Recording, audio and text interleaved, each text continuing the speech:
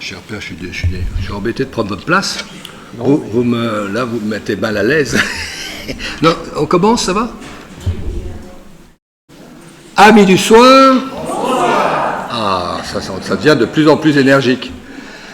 Je vais juste donner les nouveautés. Je ne vais pas refaire un petit speech. La boîte bleue à la fin de la rencontre. L'adoration, vous avez compris comment ça marche. N'hésitez pas à vous inscrire soit au fond, soit sur le site internet.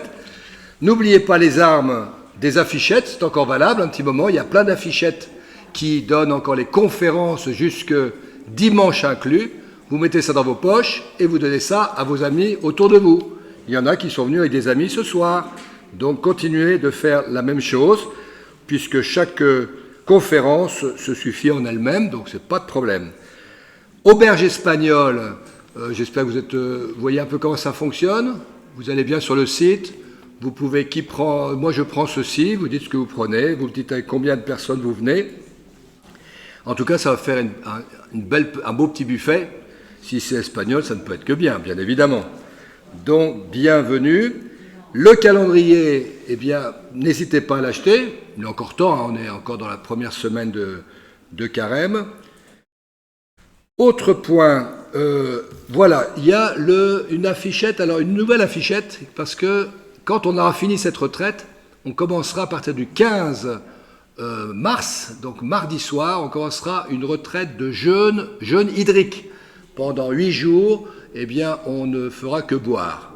Boire de l'eau, hein, rassurez-vous, boire de l'eau, et il y aura quelques conférences, pas tous les soirs, sur Saint François de Sales, puisque c'est une année jubilaire, ce sont les 400 ans de son transito, c'est-à-dire de son passage de la terre vers le ciel. Donc c'est un peu le thème de ce jeûne hydrique, mais c'est plus facile de jeûner à plusieurs que de jeûner tout seul dans son coin, donc c'est du 15 au 23 mars. Donc n'hésitez pas à prendre cette petite affichette avec vous. Et alors d'en parler, je ne crois pas que c'est bête, parce que Sylviane était là les autres jours, j'ai oublié de vous la présenter, et il y avait, vous venez me voir si vous voulez avoir des informations sur le jeûne hydrique. Les enregistrements de lundi, mardi, mercredi et de ce soir, vous les trouvez sur la page nouveautés du site de Notre-Dame de Stockel. Donc vous allez vous taper Notre-Dame de Stockel, vous tombez sur le site officiel de la paroisse et il y a un onglet qui s'appelle Nouveautés et là vous avez tout ce qu'il faut pour la semaine et même les conférences depuis lundi. Un grand merci pour votre attention et bienvenue. Merci au Père Jacques encore de nous accompagner toute cette semaine.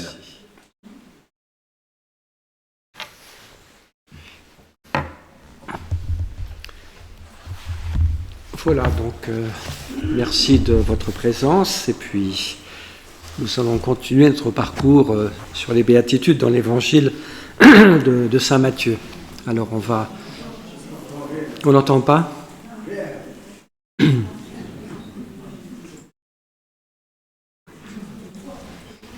Voilà, donc nous allons ce soir continuer notre parcours sur les béatitudes dans l'évangile de Saint Matthieu au chapitre 5. Alors, comme les autres soirs, on va commencer par une petite invocation à l'Esprit Saint. Bon, je ne suis pas un bon chanteur et puis je n'ai pas beaucoup de mémoire, donc je prends toujours un peu le même, mais quand c'est dit avec cœur, ça marche toujours. Viens, Esprit de sainteté, viens, Esprit de lumière, viens, Esprit de feu, viens nous embraser. Viens, Esprit de sainteté, viens, Esprit de lumière, viens, Esprit de feu, viens nous embraser. Et merci, Seigneur, de nous réunir ce soir dans ton amour comme un Père qui a rassemblé ses enfants. Tu es là pour nous bénir, pour nous visiter, pour parler à nos cœurs. Te remercions encore pour ce temps de carême que tu nous donnes, qui est un temps de grâce, qui est un printemps pour chacun de nos cœurs, que tu désires renouveler, réveiller, que tu désires remplir de plus en plus de ta lumière, de ton amour et de ta paix. Le Seigneur, envoie vraiment sur chacun de nous ton esprit de sainteté.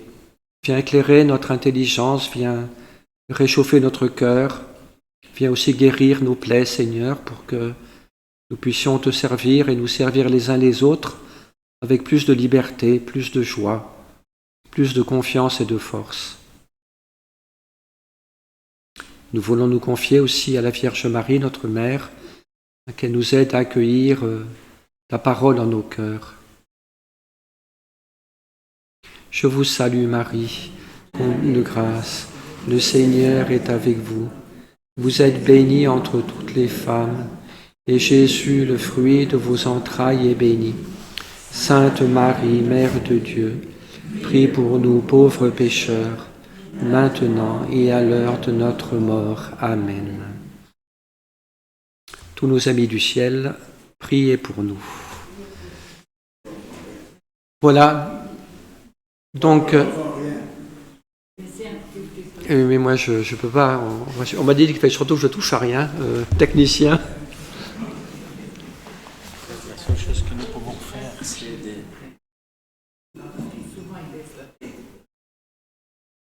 Si vous pouvez.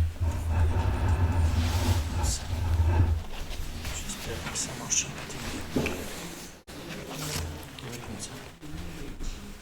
Voilà, donc nous avons vu les soirées précédentes. Ça va comme ça? Très bien. Nous avons vu les soirées précédentes, donc la première béatitude, heureux les pauvres en esprit, le royaume des cieux leur appartient, puis la deuxième qui était heureux ceux qui pleurent, ils seront consolés, la troisième hier, heureux les doux, car ils auront la terre en héritage. Et donc celle que nous allons méditer ce soir, c'est la quatrième, heureux ceux qui ont faim et soif de la justice, car ils seront rassasiés. Donc il y a une promesse de bonheur, une promesse de rassasiement, d'être comblé. Donc par ce chemin, de cet aspect donc de l'enseignement de Jésus, qui est cette faim et soif de la justice. C'est la justice selon les hommes, ou bien c'est l'égalité entre les humains? Oui, laissez-moi parler peut-être. Voilà, mais là, c'est une très bonne question.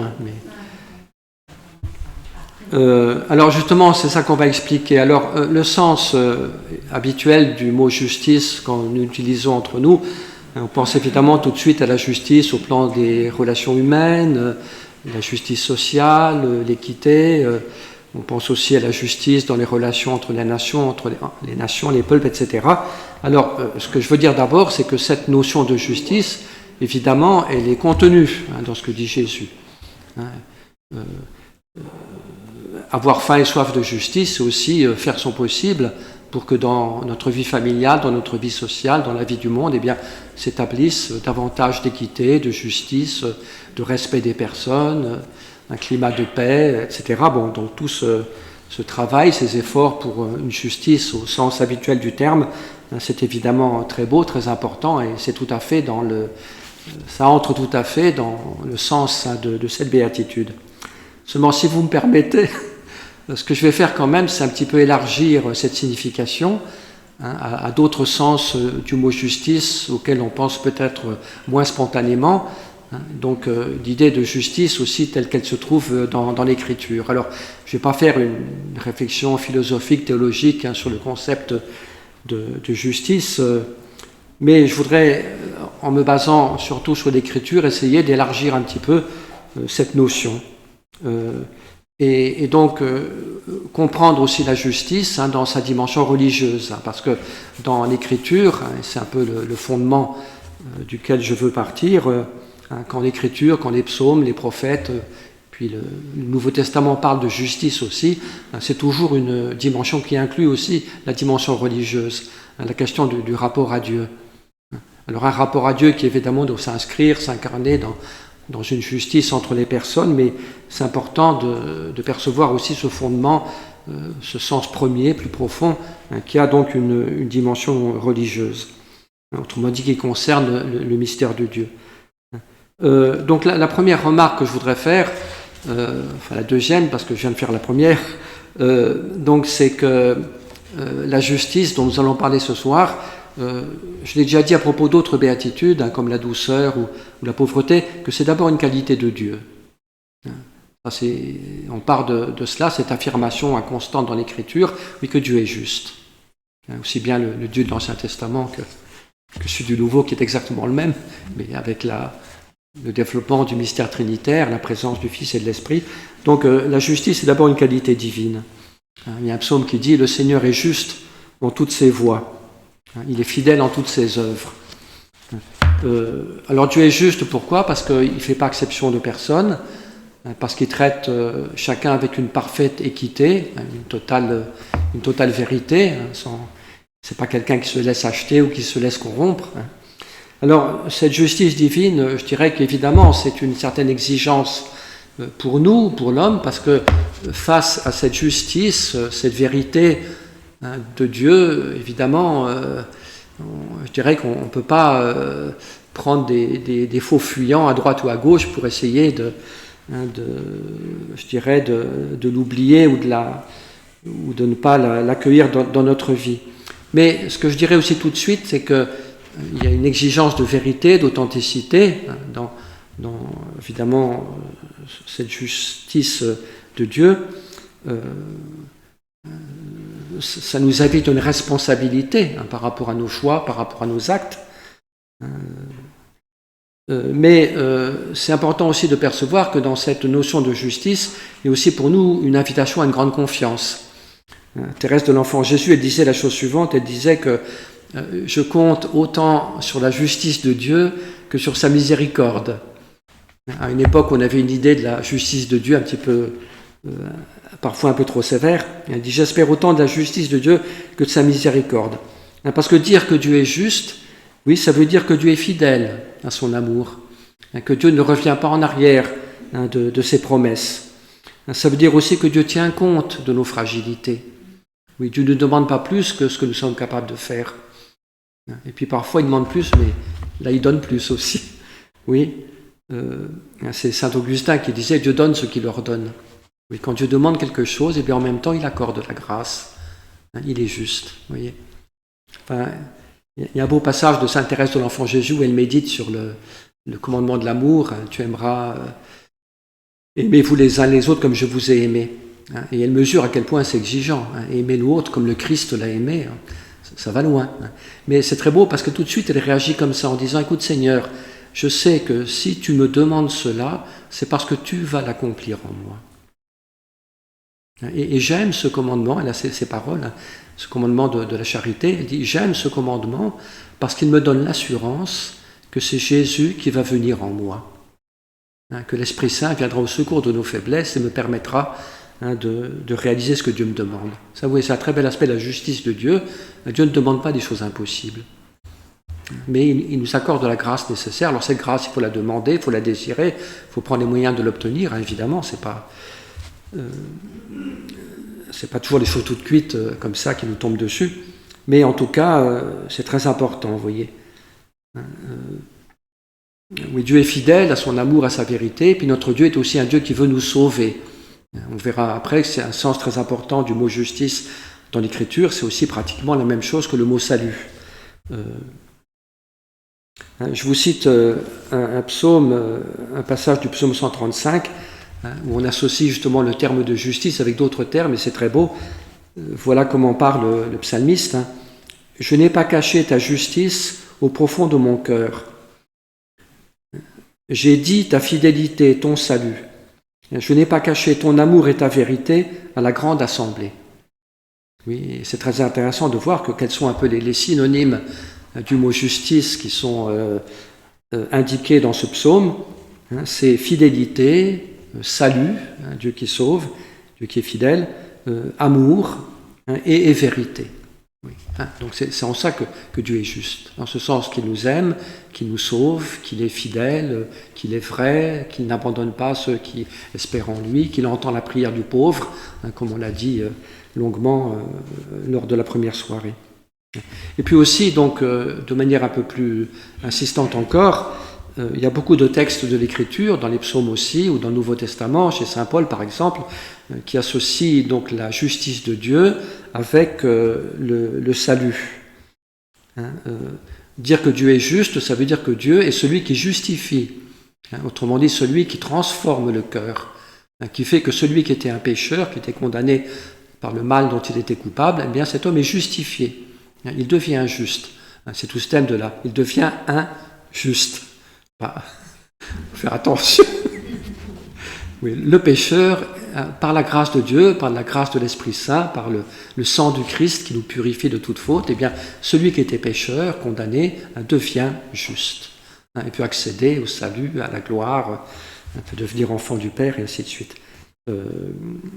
Donc ça, c'est donc un aspect très très important de la notion de justice dans l'Écriture. Dire que Dieu est juste, c'est aussi dire que donc il est droit, qu'il est fidèle, qu'il est amour, mais c'est aussi dire que Dieu sauve. Dieu sauve, Dieu justifie. Dieu transforme le cœur de l'homme. Comme je l'ai dit plusieurs fois, selon Ézéchiel, il prend notre cœur de pierre pour nous donner un cœur de chair. Mais c'est ça la justice de Dieu. C'est pas de condamner, parce que c'est pas Dieu qui condamne, c'est l'homme qui se condamne. C'est l'homme qui se met à l'écart. Mais du côté de Dieu, sa justice est toute amour, grâce, désir de sauver, désir de notre bien. Dieu désire notre bien, désire notre bonheur, et ne désire pas autre chose. Mais le problème n'est pas du côté de Dieu, le problème c'est l'homme qui se met à l'écart. Oui, qui s'éloigne de Dieu, qui ne pense pas à Dieu, ou bien qui refuse Dieu. C'est là effectivement que la justice peut devenir quelque chose de difficile, parce que c'est pas que Dieu manque d'amour, c'est l'homme qui manque de confiance, qui manque de foi, qui n'a pas confiance dans la tendresse et l'amour de Dieu. Alors, donc je développais ça un petit peu tout à l'heure, mais donc il y a un peu deux sens du mot justice que je vais développer, ce deuxième là, au sens de salut, mais je vais revenir un peu sur un premier sens que je vais développer davantage. Donc qu'est-ce que c'est que, alors cette fois-ci donc du côté de l'homme, non plus du côté de Dieu, qu'est-ce que c'est pour l'homme que d'être juste? Eh bien c'est d'imiter Dieu dans sa justice. Autrement dit, l'homme, c'est le mot hébreu tzadik, qui veut dire le juste, et en fait ce serait l'équivalent de ce que nous on appelle sainteté. Qu'est-ce que c'est que l'homme juste? On dit ça à propos de Joseph, par exemple, l'époux de Marie. C'était un homme juste. Donc il y a pas mal de personnages de l'Écriture à propos desquels on dit qu'il était juste, que c'était un tzaddik, pour parler en hébreu. Qu'est-ce que ça veut dire? Ça veut dire que c'est un homme fidèle, un homme droit, un homme qui cherche à plaire à Dieu, un homme qui désire faire la volonté de Dieu, un homme aussi qui désire appliquer la loi de Dieu, les commandements d'amour du Seigneur. Oui, donc on a beaucoup d'exemples dans l'Écriture, Joseph et bien d'autres, qui sont des hommes justes, dans ce sens-là, dans ce que nous, on appellerait, dans notre jargon catholique, qu'on appellerait la sainteté. C'est pas autre chose. Et ce que je dirais, sans faire un jeu de mots, c'est qu'est-ce que c'est que la justice? Donc de ce point de vue, c'est une certaine justesse, oui, une justesse dans la relation avec Dieu, dans la relation avec soi-même, une justesse, une vérité, une authenticité, une relation à Dieu qui est vraie, qui est sincère, qui est authentique, une relation à l'autre qui est vraie aussi, qui est respectueuse, qui est accueillante, qui est aimante, une relation avec soi-même qui est juste. Oui, je ne fais pas de moi une idole, je ne cherche pas à dominer le monde entier, je suis en paix avec moi-même, avec mes limites aussi, comme on l'a dit hier, vous voyez, j'ai une relation juste avec moi-même. À la fois, je m'accepte comme je suis, mais en même temps, je ne passe pas mon temps à gonfler mon ego d'une manière démesurée qui risquerait d'être un peu catastrophique pour ceux qui m'entourent. Et puis donc aussi, évidemment, une relation juste avec l'autre et puis avec la vie. Enfin bon. Alors, donc, vous voyez, c'est pas autre chose que... Alors, revenons à la béatitude. Quand Jésus dit « Heureux ceux qui ont faim et soif de justice », on peut tout à fait le traduire dans ce terme-là. Heureux ceux qui ont faim et soif de sainteté, qui ont faim et soif de Dieu, qui cherchent Dieu de tout leur cœur, qui désirent plaire à Dieu, l'aimer et servir et suivre le Seigneur. On peut pas... C'est un terme qu'il faut prendre au sérieux si on interprète justement les béatitudes dans le contexte de l'Ancien Testament et le contexte de l'Écriture sainte. Oui, donc un vrai désir de vérité dans son rapport avec Dieu et puis tous les autres rapports. Alors, ce qui est vrai aussi, et donc là on rejoint un peu la justice au sens habituel de notre langage, que l'Écriture aussi ne cesse pas de dire que si tu n'es pas juste envers ton prochain, eh bien ta relation avec Dieu est fausse par définition. Donc il n'y a de justice, de justesse dans la relation à Dieu, il y a de vérité dans la relation à Dieu, il n'y a de sainteté authentique que aussi dans la justice envers l'autre. Ça, l'Écriture le dit à longueur de page, celui qui prétend aimer Dieu qu'il ne voit pas et qui n'aime pas son frère est un menteur. Donc, on a lu au début du carême un très beau texte d'Isaïe qui disait « Quel est le jeûne qui plaît à Dieu ?»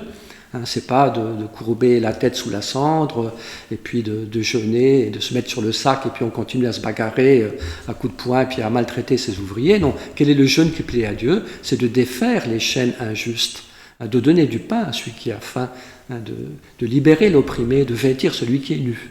Donc là, c'est une dimension extrêmement forte de l'Écriture, qu'il n'y a pas de vérité dans la relation avec Dieu, d'authenticité, de justesse, de sainteté dans la relation avec Dieu si la relation avec le prochain est faussée. Oui, s'il y a un manque d'attention à l'autre, manque de miséricorde, etc. Bon. Donc le lien entre le rapport à Dieu et le rapport au prochain est extrêmement fort dans l'Écriture. Comme vous le savez, on pourrait citer des textes à l'infini. Mais ceci dit, vous voyez, pour revenir un petit peu donc à la signification centrale, ce désir de Dieu, ce désir de sainteté, qu'est-ce que c'est que la faim et la soif de justice? Je dirais que concrètement pour nous, ça veut dire un désir de conversion. Oui, un désir de nous convertir, pour aimer davantage, pour être plus proche de Dieu, plus proche les uns des autres. C'est un peu tout le sens du carême. Revenez à Dieu de tout votre cœur, car il est bon et miséricordieux. Donc c'est cette soif de Dieu, ce désir de conversion, de nous débarrasser de tout ce qui pourrait nous séparer de Dieu, de nous débarrasser aussi de tout ce qui est contraire à la volonté de Dieu, de nous débarrasser de tout ce qui est contraire à l'Évangile, nos duretés, nos méchancetés, notre orgueil, enfin nos découragements aussi, nos peurs, vous voyez, mais peu à peu nous rendre libres par rapport à toutes ces choses avec la grâce du Seigneur pour nous rapprocher de Dieu et aussi en même temps nous rapprocher les uns des autres, dans une communion, un amour authentique, puis aussi pour être soi-même en vérité, pour réaliser ma vocation la plus profonde, selon le désir et la volonté du Seigneur. Donc oui, ça suppose concrètement un désir de conversion, une soif de conversion. Je ne sais pas si vous avez entendu parler de lui, mais il y a un saint qui s'appelle saint Antoine, Antoine du désert, donc qui est un des premiers moines qui sont allés en Égypte dans les déserts pour se consacrer à la prière dans un monde qui menaçait un peu de s'attiédir. Et il est mort donc très âgé, à 106 ans. Et quand il avait 102 ans, il disait « Je n'ai pas encore commencé de me convertir ». Ça, c'est typique de la tradition monastique. Oui, le moine, c'est pas celui qui est tranquille. Quelqu'un qui me disait ça, moi j'aimerais bien être un moine, tranquille, à contempler les fleurs du jardin dans un cloître. C'est pas ça la vie monastique. Selon la tradition la plus ancienne, le moine, c'est celui qui pleure son péché. C'est ça le moine, qui pleure son péché, qui pleure le péché du monde et qui veut se convertir, qui veut absolument, qui supplie Dieu jour et nuit pour que son cœur de pierre devienne un cœur doux et compatissant et miséricordieux. Oui, faim et soif de conversion. Foi et soif de changement. Oui, j'ai dit hier que c'était très important de s'accepter soi-même dans la douceur, et c'est vrai, mais en même temps, ça paraît paradoxal, mais les deux doivent être vrais en même temps. Oui. M'accepter dans ma fragilité, dans ma pauvreté, ou être en paix avec moi-même, sans se désoler sur soi ou sans vouloir soi-même. Donc, oui, s'accepter soi-même dans ses limites, mais en même temps, oui, un profond désir de conversion. Oui, la petite Thérèse, elle disait « Je ne veux pas être sainte à moitié. Je ne veux pas être sainte à moitié. » Nous, on dirait ça pour nous-mêmes « Je ne veux pas être chrétien à moitié. » Parce que ça ne sert à rien, surtout aujourd'hui. Je ne veux pas être chrétien à moitié. Et donc, je dirais que je sais que je suis pauvre, fragile, blessé, j'ai mes limites, que j'accepte parce que je fais confiance à Dieu, mais en même temps je veux aimer. Je veux aimer le Seigneur de tout mon cœur. Tu aimeras le Seigneur ton Dieu de tout ton cœur, de toute ton âme, de tous tes moyens, et tu aimeras ton prochain comme toi-même. C'est ça que je veux vivre.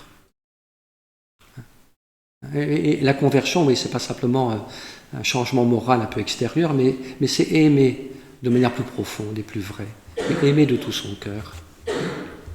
Et l'amour peut toujours grandir.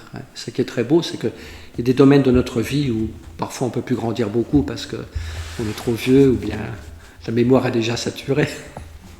Mais dans le domaine de l'amour, on peut toujours grandir. On peut toujours aimer davantage le Seigneur, nos frères et sœurs, s'aimer soi-même de manière juste aussi. C'est un domaine dans lequel il y a toujours une croissance qui est possible.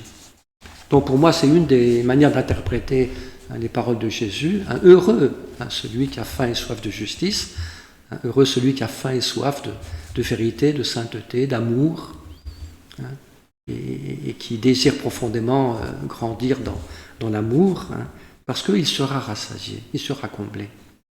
Dieu entendra ta prière et te donnera ce que tu désires.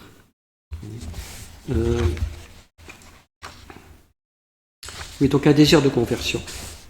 Il y a une chose que je voudrais un petit peu ajouter par rapport à ça, c'est qu'il me semble qu'un aspect de ce désir de conversion qui doit nous animer, que nous devons de temps en temps réveiller, c'est ça qu'on fait pendant le carême, c'est un peu réveiller en nous ce désir de conversion, dans une grande confiance dans ce que le Seigneur peut faire dans notre vie. C'est pas simplement évidemment une tâche à accomplir par nos propres forces, c'est plutôt une grâce à demander, à recevoir. Il me semble qu'un des aspects de cela qui vaut la peine, même si ce que je dis c'est extrêmement simple, mais ça vaut la peine d'être médité, oui, c'est un désir de vérité, une soif de vérité. Thérèse, j'aime beaucoup Thérèse de Lisieux, je la cite de temps en temps, mais elle a une très belle phrase. Elle dit la chose suivante, elle dit « Dans ma vie, je n'ai jamais cherché que la vérité. » Elle ne supportait pas le mensonge, ou les à peu près. C'est très exigeante de ce point de vue-là. Oui. Et je crois que c'est important. Et moi, j'ai remarqué dans mon expérience, qui a ses limites, mais quand même, j'ai 75 ans, j'ai entendu beaucoup de monde, j'ai rencontré beaucoup de monde, et je m'aperçois que les gens, je dirais, qui avancent le plus de manière belle dans leur vie, c'est pas les meilleurs, c'est pas les plus intelligents, c'est pas les plus forts, c'est pas les plus vertueux, je dirais même, c'est ceux qui ont le plus une exigence de vérité. Oui, je veux être en vérité. Je ne veux pas me mentir à moi-même, me faire des illusions sur moi-même. Je veux être vrai par rapport à Dieu. Je veux être vrai par rapport à moi-même. Et je veux être vrai dans ma relation avec les autres. Je veux la vérité. Je préfère une vérité qui fait mal, oui, plutôt qu'un mensonge confortable. Et c'est très très important, vous voyez. Parce qu'on laisse trop d'à peu près dans notre vie, vous voyez, trop de puis on se défile tellement, vous voyez, parfois par rapport... Excusez-moi de parler ce langage-là, mais c'est pour notre bonheur. Jésus dit, la vérité vous rendra libre. Peut-être que certaines vérités, à certains moments, me feront très mal, mais ça va me libérer et me guérir. Oui, des personnes qui, à un certain moment, réalisent que finalement... ils ont été tellement orgueilleux, tellement durs envers les autres, tellement exigeants, tellement prétentieux, puis je ne m'en apercevais pas. Puis un jour, les écailles tombent, comme saint Paul. Il est tombé des yeux comme des écailles, il a vu clair sur sa violence, sa dureté, sa méchanceté, son orgueil terrible. Puis il le dit, quand il fait une relecture de sa vie, il dit « J'étais pécheur, j'étais blasphémateur, j'étais violent, mais il m'a été fait miséricorde. Oui, Dieu ait pitié de moi. » Et il m'a balancé une lumière pire que 50 lasers. Il s'est retrouvé par terre. Il n'a pas pu ni manger ni boire pendant 3 jours. Complètement aveuglé. Puis c'est quand Ananie a prié pour lui que les écailles sont tombées de ses yeux. Puis il a commencé à manger, à se relever un peu. Mais c'est là qu'il a réalisé sa vie passée. La violence, l'orgueil qui étaient les siens. Alors, Dieu ne s'y prend pas toujours de manière aussi sévère, aussi forte, mais je crois qu'il faut demander cela, vous voyez, que Dieu ouvre nos yeux. Avant d'ouvrir nos cœurs, il faut ouvrir nos yeux, je dirais. Il faut être en vérité, il faut demander à Dieu la lumière sur notre vie. Demander à Dieu de nous montrer le péché qui est le nôtre, vous voyez. Juste, oui, aller jusque dans les petits recoins, les placards qu'on garde soigneusement fermés, on ne va jamais ouvrir la porte et c'est bourré de toiles d'araignée, que le bon Dieu fasse pénétrer sa lumière, oui. Parce que c'est toujours une lumière pour nous guérir. Comme je le disais hier, Dieu n'est jamais là pour nous condamner. Jamais, jamais, jamais. Mais Dieu veut simplement nous rendre libres. Et la lumière de Dieu n'est jamais une lumière qui condamne. C'est une lumière qui peut peut-être secouer, faire tomber par terre, mais c'est toujours pour guérir, pour rendre libre, pour nous relever. Mais Dieu veut notre bonheur et pas autre chose. Il veut la vie. Oui. Et ce à quoi Dieu s'attaque, c'est justement nos manques de vie, d'amour, d'authenticité. Tout ce qui finalement nous fait du mal à nous-mêmes et peut faire du mal aux autres. C'est de ça qu'il veut nous libérer. Donc, voyez, il faut avoir ce courage de demander à Dieu, à la lumière de l'Esprit Saint, montre-moi, Seigneur, la conversion qu'aujourd'hui je dois vivre. Montre-moi, Seigneur, qu'est-ce qui doit changer dans ma vie. Alors, parfois, c'est des grandes choses, parfois, c'est tout petit, mais ça peut être décisif à long terme. Oui. Puis surtout, ce qui est important, évidemment, c'est ce que j'ai dit au début, c'est que là, Dieu est juste. Autrement dit, si Dieu nous demande des choses, il nous donne la grâce. Alors, il y a bien sûr quand même une certaine décision de notre part, parce que Dieu, comme disait Jésus a dit à Catherine de Sienne, je t'ai créé sans toi, mais je ne peux pas te sauver sans toi. Donc il y a une décision de la personne, aussi un consentement, un oui, bien sûr, qui est indispensable. On n'est pas des marionnettes, et Dieu respecte notre liberté. Mais c'est quand même un travail de la grâce. Oui. C'est Dieu qui guérit, c'est Dieu qui touche le cœur, c'est Dieu qui va dans ces lieux de dureté, de nos kystes, je dirais, spirituels, les points de dureté, les points d'orgueil qu'on a, et puis face auxquels on est aveuglé. Eh bien, Dieu va toucher, dans la douce lumière du Saint-Esprit, il va toucher ces points-là pour une prise de conscience, mais pour un surcroît de vie, pour qu'on soit plus heureux, plus libre, plus aimant, vous voyez.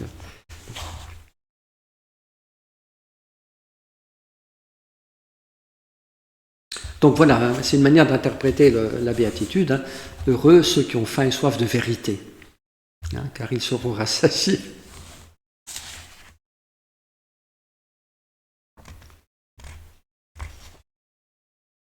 Voilà, que le Seigneur nous libère de nos aveuglements, de nos mensonges aussi, plus ou moins conscients. Voilà.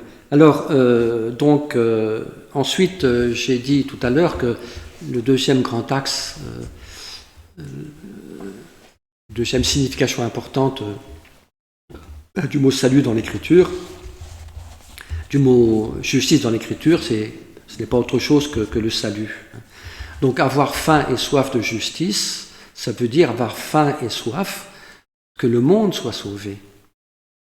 C'est pas autre chose. Avoir un désir profond que le monde soit sauvé. Que la miséricorde de Dieu, que la tendresse, que l'amour de Dieu puisse toucher tous les cœurs. Que tous les hommes qui sont meurtris soient guéris, que tous ceux qui sont perdus soient sauvés. Jésus l'a dit, je suis venu chercher ce qui était perdu. Donc je dirais que c'est tout simplement entrer dans ce désir de Dieu, que tous les hommes puissent goûter la vérité, connaître Dieu, puissent vivre de manière belle et bonne, heureuse, selon la sagesse et la vérité de l'Évangile.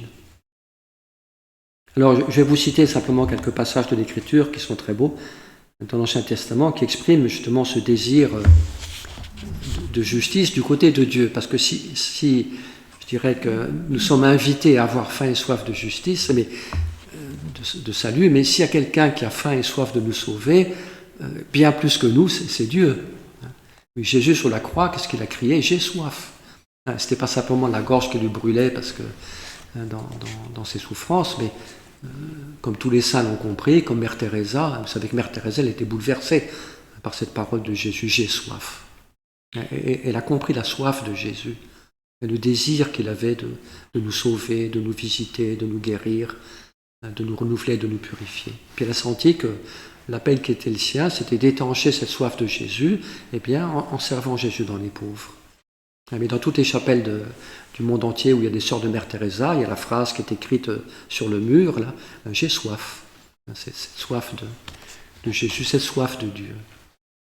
Oui, le désir de Dieu, qui est infiniment plus ardent que le désir notre désir de Dieu peut être très fort parfois, et c'est bien, mais je dirais que le désir que Dieu a de nous est bien plus fort. Je disais hier, Dieu est un feu dévorant. Dieu nous désire de manière très très profonde, parce qu'il nous aime. Et je dirais que quelqu'un il s'agit de se laisser toucher par ce désir de Dieu, qui avait en nous un désir de répondre, et de répondre à l'amour de Dieu par notre amour, de répondre au désir de Dieu par notre désir, de nous rapprocher de lui, de l'aimer, de vivre selon sa vérité, selon sa justice. Alors, un texte d'Isaïe, là, une très belle promesse, je le cite parce que justement on trouve cette identification entre la justice et le salut. Je suis pleine d'allégresse dans le Seigneur, mon âme exulte en mon Dieu, car il m'a revêtu de vêtements de salut. C'est Jérusalem qui parle. Et Dieu m'a revêtu de vêtements de salut. Il m'a drapé dans un manteau de justice. Oui, c'est le même mot.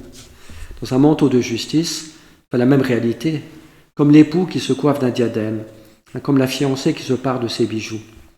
Car de même que la terre fait éclore ses germes et qu'un jardin fait germer sa semence, ainsi le Seigneur fait germer sa justice et la louange devant toutes les nations. Qu'est-ce que c'est que pour Dieu que de faire germer sa justice? C'est d'accorder son salut à la terre, d'accorder aux hommes la grâce de son salut, de revêtir l'homme de beauté, de splendeur. Comment?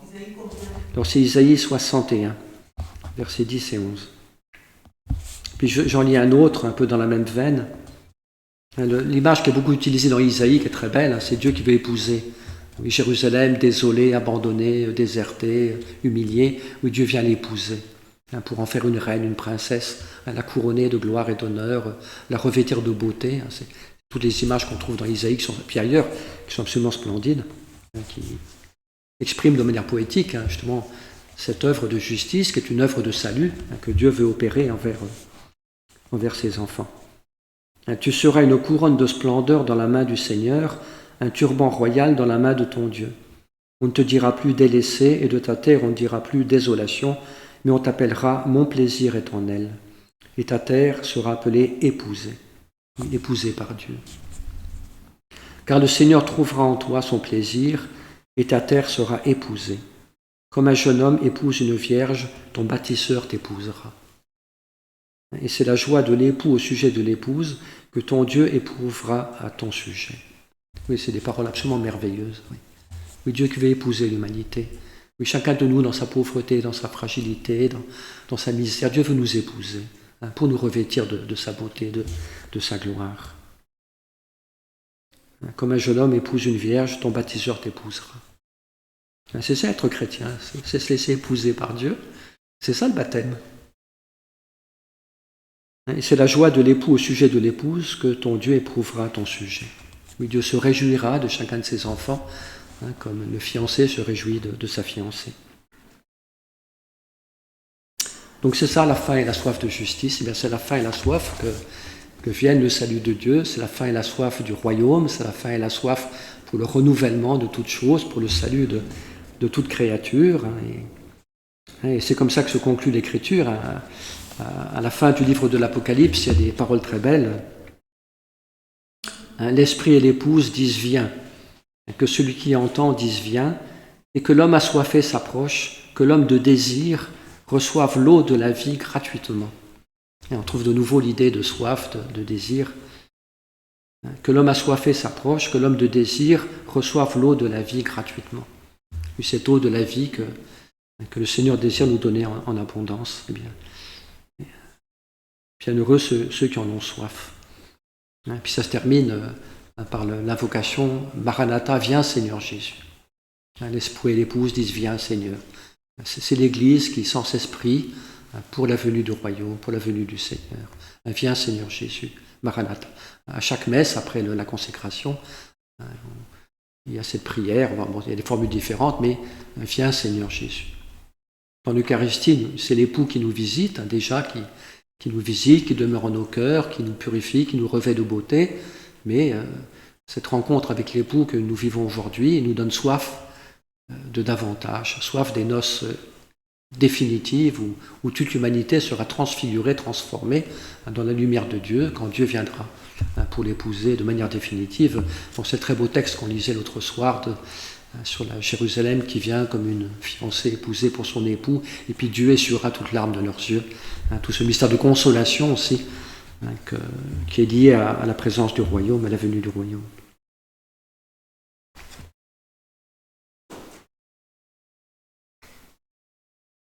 Alors pour nous, concrètement, qu'est-ce que ça veut dire?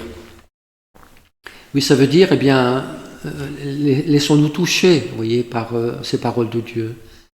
Laissons-nous toucher par l'Écriture et ses promesses de renouvellement, de bénédiction, de grâce. Et puis que nos cœurs désirent ce que Dieu désire pour nous. Oui. Et si Dieu désire quelque chose et que nous on le désire aussi, il n'y a plus de problème. Qui peut s'opposer au désir de Dieu et quand l'homme adhère à ce désir? Qui pourrait nous séparer de l'amour du Christ, comme dit saint Paul? Ni le glaive, ni la mort, ni la maladie, rien ne peut nous séparer de l'amour du Christ. Et si nous désirons ce que Dieu désire pour nous, alors bien sûr, on sera pauvre, on souffrira encore, mais quand même, l'essentiel sera acquis. On est sur le bon chemin. Et puis le désir de Dieu se réalisera et notre désir se réalisera. Là, on est dans du réalisme, on n'est pas dans du rêve, dans des utopies, dans des illusions. Là, on est dans le réel de l'amour de Dieu et le réel de notre liberté, capable de dire oui à Dieu. C'est ça qui fait la grandeur de l'homme, c'est qu'il peut dire oui à Dieu. Alors, il peut dire non aussi, mais il peut dire oui à Dieu.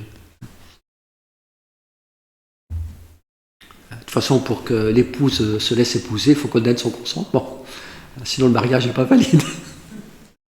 Et nous, c'est ça, être chrétien, c'est pas compliqué, c'est simplement dire oui, c'est consentir. Consentir à Dieu, à ce que Dieu s'approche de nous, qui nous aime, qui nous visite, qui nous accompagne, qui nous conduise. Dire oui, c'est pas compliqué. C'est nous qui sommes compliqués, mais Dieu est très simple. Alors, je pense qu'un point concret, vous voyez, de cela dans notre vie humaine, comment cette faim, cette soif de salut, du salut pour le monde, pour tous les hommes, comment elle peut s'exprimer? De bien des manières. Tout ce qu'on peut faire en tant qu'homme pour construire le mieux possible, faire le bien autour de nous, tout ce qu'on peut faire pour le renouveau de l'Église, tout ce qu'on peut faire pour l'annonce de l'Évangile, tout ce qu'on peut faire pour les œuvres de charité, de justice, et ainsi de suite. Donc toute la collaboration de l'homme avec le projet de Dieu sous mille formes différentes et 1000 vocations différentes. Il y a de la place pour tout le monde, il y a de nombreuses demeures dans la maison du Père. On peut être prêtre, on peut être entrepreneur, on peut être mère de famille, on peut être médecin, on peut être sacristain, on peut être tout ce que vous voulez. Il y a de la place pour tout le monde, je dirais, dans ce grand chantier de la préparation et de la venue du royaume. Mais il y a un aspect sur lequel je vais un petit peu insister, parce que je trouve qu'il a une importance intéressante, belle, c'est aussi la dimension de la prière. Vous voyez. Je crois que une des manières concrètes, une des manières dont on se concrétise dans notre vie, pour ne pas rester simplement dans l'abstrait, dans des vœux pieux, mais pour que ça s'inscrive dans notre vie, aussi bien le désir de sainteté, le désir de vérité, comme le désir que tout soit sauvé. Je pense qu'une expression de cela, c'est pas la seule, mais c'est aussi la fidélité à la prière. Vous voyez. Être fidèle à la prière pour s'ouvrir à Dieu, pour le rencontrer, pour le laisser nous rejoindre, et puis aussi la prière pour le monde entier. La prière. Et aujourd'hui, on ne peut pas ne pas prier. Quand on voit ce qui se passe en Ukraine et puis ailleurs, la détresse de tant de personnes. Alors c'est vrai que évidemment, je ne peux pas résoudre tous les problèmes du monde. Mais ce qui est très beau, justement, c'est qu'à travers la prière, oui, on a souvent l'impression que la prière, c'est comme un devoir. Bon, c'est un devoir, bon. Mais c'est pas du tout ça. La prière, c'est un cadeau incroyable. Parce que quand, humainement, j'ai aucun moyen, eh bien, il me reste la prière. Moi, je ne peux pas aller à l'Ukraine. Je ne peux pas aller en Ukraine, monter sur un char, parce que qu'est-ce qu'il ferait de moi? Puis, je pense que pas que c'est ça que c'est on me demande. Je ne peux pas aller, enfin, je ne sais pas si c'est ça qu'il faut faire, mais enfin, on doit soigner les blessés. Je me sentirais plus de faire ça que de monter sur un char. Bon, je dirais qu'il y a des tas de lieux de souffrance comme ça dans le monde, dans nos familles aussi, tout simplement, auxquels humainement, on est quand même très pauvres. Alors il y a des gens qui ont des moyens, de débloquer des millions pour pour un hôpital ou je ne sais pas quoi, moi c'est très bien. Mais beaucoup d'entre nous n'ont pas ces moyens de faire des grandes choses dans le domaine de la justice ou de la charité. Mais nous avons tous un moyen très simple, qui est celui de la prière. C'est l'évangile d'aujourd'hui. Demandez, vous recevrez, frappez, on vous ouvrira. Et pour moi, une des expressions les plus simples, je dirais les plus banales, mais les plus belles en même temps de cette faim et de cette soif, c'est la fidélité à la prière.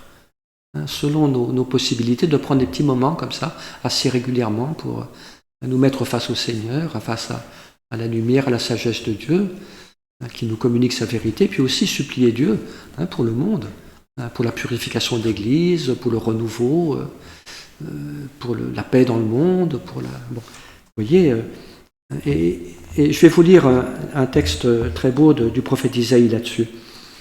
C'est donc le prophète qui invite justement à prier pour Jérusalem. Voilà ce que dit Isaïe 62:1. À cause de Sion, je ne me tairai pas. À cause de Jérusalem, je ne me tiendrai pas en repos. Jusqu'à ce que sa justice jaillisse comme une clarté et son salut comme une torche allumée. Et là encore, il y a synonymie un parallélisme entre salut et justice. Oui. Je ne me tiendrai pas en repos, je ne me tairai pas. Je ne tiendrai pas, je ne prendrai pas de repos tant que Dieu n'ait pas fait justice à Jérusalem. Il a rétabli Jérusalem dans la paix. Puis on sait bien qu'elle est loin d'être dans la paix. Aujourd'hui, je crois que c'est une grande souffrance pour nous tous et c'est une grande souffrance pour Dieu. C'est une grande souffrance pour le Christ. Voyez. Jérusalem, Jérusalem, combien j'aurais voulu rassembler tes enfants autour de moi, comme une poule rassemble ses poussins sous ses ailes, et vous n'avez pas voulu. Oui, il y a une soif de Dieu, une souffrance de Dieu pour Jérusalem, qui n'est pas en paix. Il faut prier pour ça. Alors, que ceux qui ont des moyens politiques le fassent, et c'est génial qu'il y ait des gens qui s'engagent là-dedans, selon les 1000 chemins, les 1000 voies qui peuvent être des chemins vers la paix, parfois très patients, très humbles, mais en tout cas, un chemin qui est possible pour tous, c'est ce chemin de la prière. Oui. Et donc, un peu plus loin dans le même Isaïe, il y a des paroles qui sont très belles. Sur tes murailles, Jérusalem, j'ai posté des veilleurs. De jour et de nuit, jamais ils ne se tairont. Vous tous, vous qui vous rappelez au souvenir du Seigneur, pas de repos pour vous.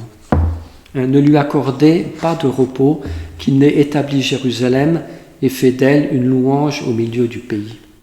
Et c'est très très beau parce que dit vous qui veillez sur les remparts de Jérusalem, ne prenez pas de repos, tant que Dieu n'ait pas accompli ses promesses. Et ne laissez pas Dieu en repos. Oui, ne laissez pas Dieu en repos tant qu'il n'a pas restauré Jérusalem. Et là, c'est Dieu qui parle, c'est la parole de Dieu. Oui, c'est Dieu lui-même qui nous invite à ne pas le laisser tranquille. C'est Dieu lui-même qui nous supplie de ne pas le laisser en paix, tant que Jérusalem ne sera pas sauvée, guérie, pacifiée. Voyez, et puis Jérusalem et le monde entier. Mais je crois qu'il y a un lien entre le destin de Jérusalem et le destin du monde, il y a un lien très mystérieux. C'est le lieu de la croix, c'est le lieu de la rédemption. C'est là où le Christ a versé son sang, et il y a une grande souffrance dans le cœur de Dieu. Oui, pour Jérusalem, pour l'Ukraine, pour le monde, pour toutes nos violences et nos méchancetés. Voilà, et alors c'est vrai qu'on ne peut pas... alors, il y a des...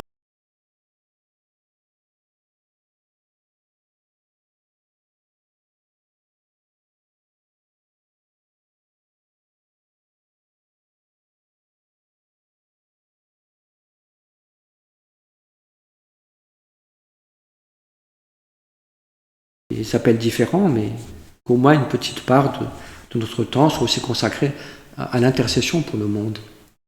Mais ça fait partie de la vocation chrétienne, être ces personnes, ces gardes sur les murailles de Jérusalem. C'est intéressant parce que notre communauté, on s'est établi en Terre Sainte il y a très très très longtemps, et puis la seule maison, on avait une maison dont on a été chassé, et la maison qu'on a trouvée après, elle était exactement sur les murailles de Jérusalem, de la vieille ville, près de la porte de Damas. Donc on a vécu là quelques années, après on a dû partir, mais pour nous ça a été très très significatif.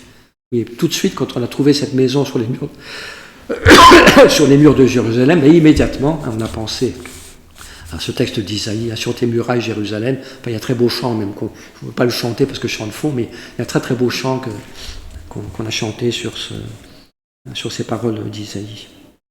Et donc, oui, ça fait partie de la vocation chrétienne aussi. Mais le baptême, le chrétien, c'est celui qui vit la grâce du baptême, le don du baptême. Et lors du baptême, nous sommes consacrés à Dieu, nous sommes consacrés prêtres, prophètes et rois. J'ai parlé de la royauté déjà il y a quelques jours, nous sommes tous des rois, des princes et des princesses. Nous sommes aussi prophètes, pour annoncer la vérité, la parole de Dieu, mais nous sommes aussi des prêtres. Oui, ce sacerdoce des fidèles qu'on oublie beaucoup, malheureusement. Et peut-être que s'il y a eu... Et ça, le Concile Vatican II l'avait beaucoup rappelé, ce thème qu'on trouve dans l'Écriture, dans les pères de l'Église aussi, du chrétien comme étant un prêtre, y compris le laïc. Donc il y a un sacerdoce ministériel qui est le mien, mais aussi un sacerdoce baptismal qui est le vôtre, tous les baptisés. Et dans ce rôle sacerdotal de chaque chrétien, donc il y a une dimension de louange, une dimension d'offrande, rendre un culte à Dieu, offrir le monde à Dieu, et il y a aussi une dimension d'intercession. Et le prêtre, c'est celui qui prie pour le peuple, lui qui se charge du peuple sur ses épaules pour le présenter à Dieu. Celui qui supplie Dieu pour qu'il fasse miséricorde au monde. Comme Saint Dominique, le fondateur des Dominicains, c'est un gars qui dormait jamais. Enfin, il dormait pendant les repas, ou il dormait à certains moments de la journée, mais il passait toutes les nuits à prier. Et sa prière, c'était très simple, c'était « Ma miséricorde, que vont devenir les pécheurs ?» Elle priait Dieu de faire miséricorde aux pécheurs. Il passait toutes ses nuits à prier. Bon, tout le monde n'est pas appelé à faire ça, évidemment. Mais je dirais au moins un petit peu, et puis si j'ai une insomnie, ma foi, profitons-en. Peut-être que si j'ai une insomnie, c'est que le Seigneur m'invite à prier. Alors je prends mon chapelet, puis voilà. Alors je dis de manière un peu distraite, puis je me rendors, mais c'est pas grave. L'intention est là, vous voyez. Le simple geste d'attraper le chapelet dans son lit, et puis de dire, voilà, j'ai une insomnie, tant mieux, ça va me permettre de prier un peu pour l'Ukraine, j'ai pas beaucoup pensé pendant la journée. Vous voyez, mais c'est des choses hyper simples, mais ça peut changer la vie. Et changer le monde, surtout. Mais nous avons le pouvoir de changer le monde. Nous avons ce pouvoir. Alors bien sûr, ça suppose une patience, parce que ça se fait pas en 3 secondes, et puis il y a des desseins mystérieux, une sagesse mystérieuse de Dieu, des temps et des moments dont nous ne sommes pas maîtres. Mais en tout cas, ce que nous dit le Seigneur, c'est que tout ce qu'on demande dans la prière nous sera accordé. L'Évangile est clair, noir sur blanc.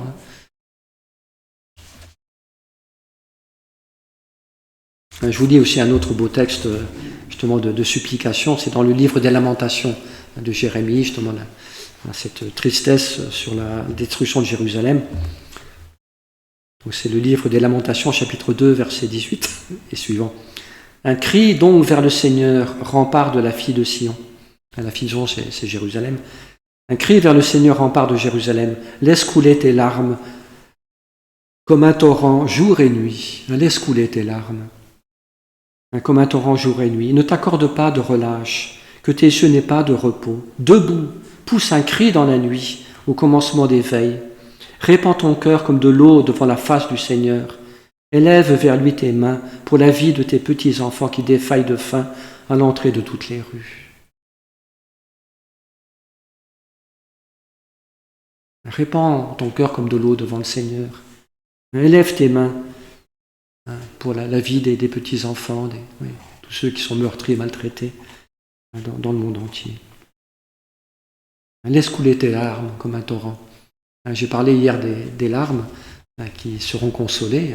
Et c'est vrai que parmi les larmes les plus belles, c'est ces larmes de compassion. Il pleurait sur la souffrance du monde. Alors bon, pas forcément des larmes physiques, mais quand c'est des larmes physiques, c'est très beau. Pour les orientaux chrétiens, les orthodoxes, pour eux, le don le plus précieux, au plan spirituel, c'est le don des larmes. C'est le signe de la présence du Saint-Esprit. Chez nous, dans les milieux catholiques, charismatiques, pentecôtistes, on pense un petit peu que le signe du don de l'Esprit Saint, c'est de parler en langue. Bon, ce qui est une manifestation de l'Esprit. Mais les Grecs, les orientaux, ils préfèrent considérer... On peut avoir le Saint-Esprit, même si on ne parle pas en langue, évidemment. Mais pour eux, un des signes que la personne était touchée par le Saint-Esprit, c'est ce don des larmes. Le don des larmes. Puis on donne des exemples de vieux moines, vous voyez, je ne sais plus comment il s'appelle ça, un père du désert, comme ça, qui avait tellement pleuré d'amour pour Dieu, et puis pleuré sur la souffrance du monde, qu'il avait perdu tous ses cils, tellement il avait pleuré. Mais des larmes, vous voyez, profondes, pas de l'émotion sentimentale, mais vraiment ces larmes de celui qui est profondément touché par la souffrance des hommes, et qui pleure justement le cri de ses petits-enfants, la solitude de certaines personnes âgées, tout ce que vous voulez, toute la souffrance du monde, mais qui est profondément touché par cette souffrance et qui la présente sans cesse à Dieu. Alors ça, c'est le travail du moine. Mais nous, chrétiens, on a quand même, on ne peut pas faire ça toute la journée. On a d'autres choses à faire, et puis il faut aussi qu'il y ait des moments de... Donc il y a le travail, il y a la famille, il y a les loisirs, il y a aussi des moments de joie, de fête. C'est pas parce qu'il y a la souffrance dans le monde qu'il ne faut plus faire la fête. Il faut quand même garder de la joie, de l'humour, sinon la vie deviendra invivable. Oui, il ne faut pas que la compassion se transforme en désespoir. Parce que parfois c'est le danger aussi, on voit tellement la souffrance des hommes, on est tellement touché qu'on devient quelque part un peu amer, un peu désespéré, on ne voit plus que ce qui ne va pas. Il faut garder une joie intérieure en même temps. C'est ça qui est très curieux dans le christianisme. On peut à la fois pleurer toutes les larmes de son corps devant la souffrance des innocents et en même temps sauter de joie pour le Seigneur, comme l'Écriture nous y invite. Soyez toujours dans la joie, dit saint Paul. Il ne faut jamais se laisser abattre par la tristesse. La compassion, ce n'est pas de la tristesse. C'est l'amour qui se penche, oui, mais ce n'est pas une tristesse, ce n'est pas un découragement, ce n'est pas un désespoir, ce n'est pas une amertume. Oui. Parce que quand on est trop en contact avec la souffrance, parfois on peut devenir un peu amer, un peu triste, vous voyez. Bon, alors c'est vrai que c'est bien d'être compatissant, d'être touché par la souffrance. C'est bien mieux que d'être dur de cœur et indifférent comme tant de personnes qui s'en foutent complètement. On peut crever. Bon, moi, du moment que j'ai mon appartement confortable, il y a beaucoup d'indifférence dans le monde d'aujourd'hui. Mais il y a parfois un danger pour des personnes aimantes et sensibles, je dirais, d'une compassion qui parfois peut un peu tourner à quelque chose, un certain abattement, un certain découragement, une certaine tristesse, un peu d'amertume. Non, il faut garder l'espérance et la confiance. Vous voyez. Il faut garder aussi une profonde note de confiance et de joie. Ce n'est pas du tout en contradiction avec les larmes dont je parle. Les orthodoxes, ils appellent ça la douloureuse joie. La joie profonde d'être chrétien, la joie de l'espérance, mais cette douleur aussi d'un monde qui souffre, mais pour lequel on prie, pour lequel on supplie le Seigneur, et puis aussi on essaye de faire le bien qui est possible. Même dans la pire des situations, il y a toujours un bien qui est possible, qu'il nous faut essayer d'accomplir. Alors, la responsabilité de chacun est différente, évidemment, mais nous avons tous un bien à accomplir.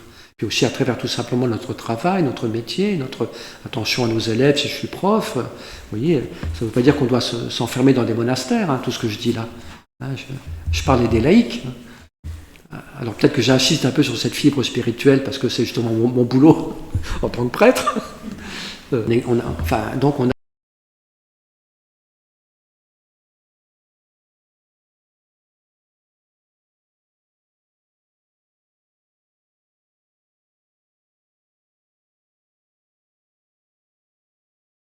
a tous ce sacerdoce baptismal qui est, Dieu nous a institué, nous a établi comme intercesseurs pour le monde. Ça fait partie de la vocation chrétienne. Une vocation d'intercession pour le monde entier.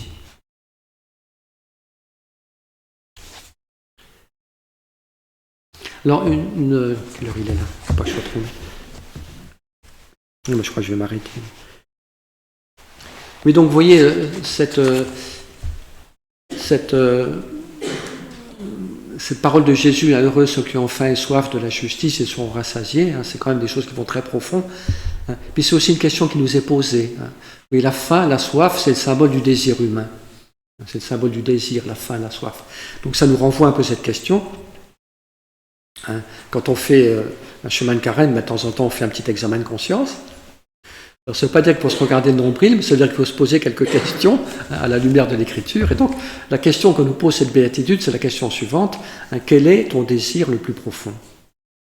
Quelle est ta soif la plus profonde? Quand tu regardes ton cœur, quel est ton désir le plus profond? Alors, c'est normal qu'on ait des désirs. Je désire que mes enfants soient heureux, je désire que ma vie professionnelle soit belle et épanouie. Bon, il y a tout un ensemble de désirs qu'on peut avoir qui sont tout à fait légitimes. Mais il faut quand même se demander quel est le désir prioritaire, le plus profond. Parce que ce qui est difficile parfois, c'est qu'on a beaucoup de désirs un peu contradictoires. Et je pense qu'il faut arriver à trouver un désir qui unifie tous les autres. Oui, mais un désir le plus profond. Et la personne qui peut dire, oui, je suis quelqu'un de normal, je n'ai pas des qualités particulières, je sais bien que je suis un homme fragile et pécheur, mais quand même, quand je regarde mon cœur, eh bien, je sens bien que mon désir le plus profond, eh bien, c'est le désir de plaire à Dieu, de faire le bien pour lequel Dieu m'a créé. Mais Dieu m'a créé pour un certain bien. Et mon désir le plus profond, c'est ça, c'est de faire le bien pour lequel j'ai été mis sur terre. Alors qu'il peut y avoir des 1000 dimensions, ça peut être dans l'art, ça peut être dans la science, ça peut être dans l'église, oui, mais quand même, avec quand même cette dimension de charité et d'ouverture aux autres. Parce que s'il n'y a pas la dimension d'ouverture aux autres, on n'est pas dans la justesse, dans la justice de Dieu. Il manque quand même un élément important. Vous voyez ?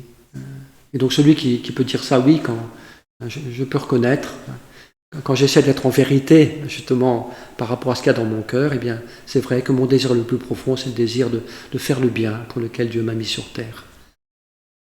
Alors à travers mes talents, mes grâces,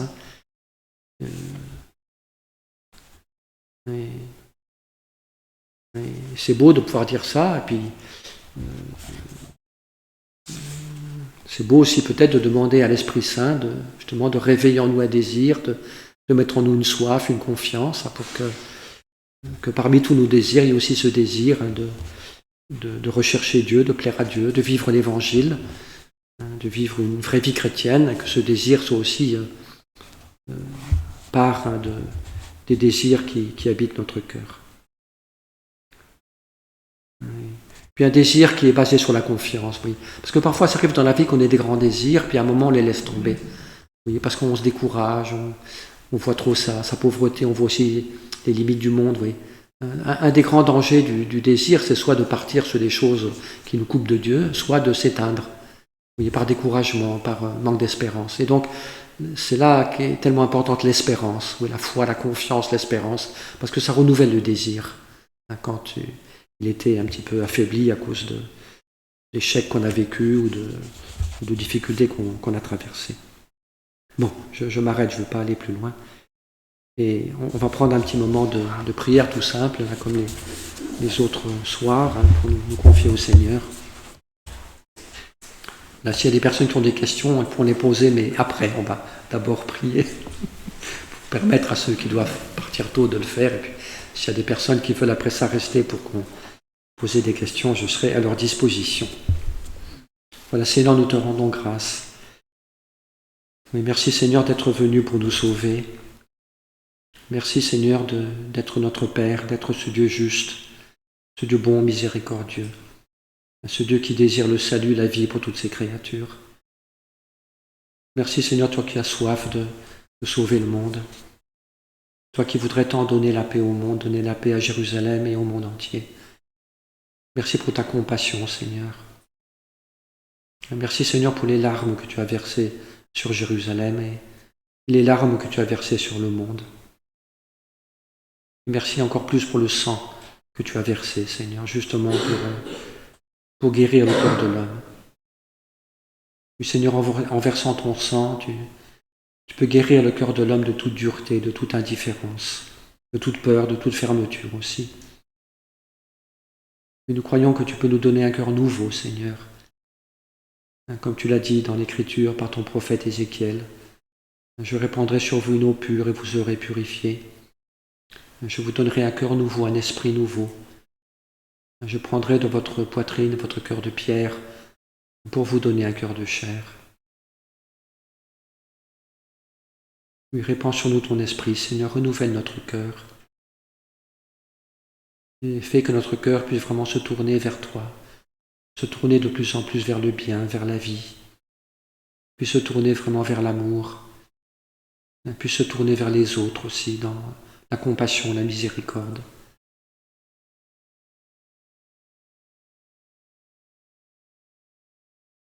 Puis viens éveiller en nous ou réveiller en nous ce désir de toi, Seigneur, de te connaître, de t'aimer, de t'accueillir, d'être plus proche de toi pour trouver en toi la force, la paix dont nous avons besoin. Donne-nous une grande espérance aussi, Seigneur, pour notre monde, pour notre Église, même s'ils vivent des temps difficiles. Donne-nous aussi, Seigneur, une grâce de prière pour notre temps, pour notre monde. Que nous puissions dire, viens Seigneur Jésus. Donne-nous, Seigneur, d'être comme ces veilleurs sur les murailles de Jérusalem, qui ne te laissent pas de repos tant que tu n'aies accompli tes promesses de bénédiction, de paix et d'amour.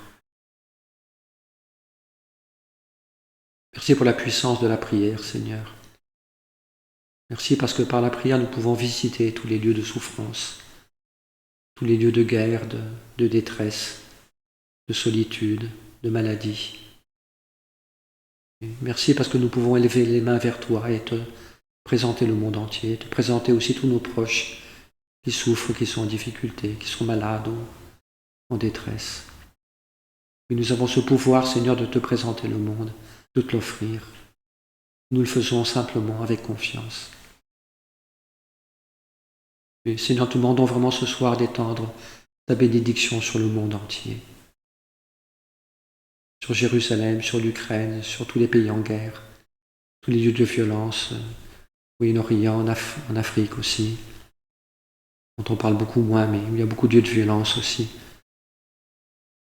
Nous présentons notre pauvre terre, Seigneur, que tu la bénisses, que tu la visites. Oui, tu es venu irriguer cette terre de ton sang, Seigneur. Tu es venu irriguer cette terre, notre terre de tes larmes. Nous voulons vraiment nous associer, Seigneur, à ton offrande, à ta prière, à ton intercession. Et supplier le Père d'avoir pitié, d'avoir miséricorde de tous les hommes. Seigneur, viens faire venir ton royaume. Viens, Seigneur Jésus, Maranatha. Mais que ton règne vienne. C'est ce que nous disons chaque fois que nous disons notre Père.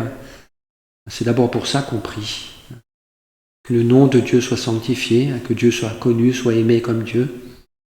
C'est ça la plus grande injustice, que l'amour n'est pas aimé.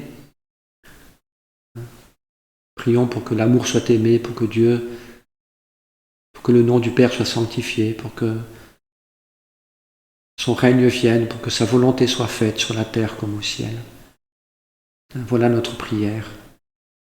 Prier pour la venue du royaume, la venue de la paix. Nous allons tout simplement ensemble reprendre cette prière et puis nous recevrons la bénédiction du Seigneur.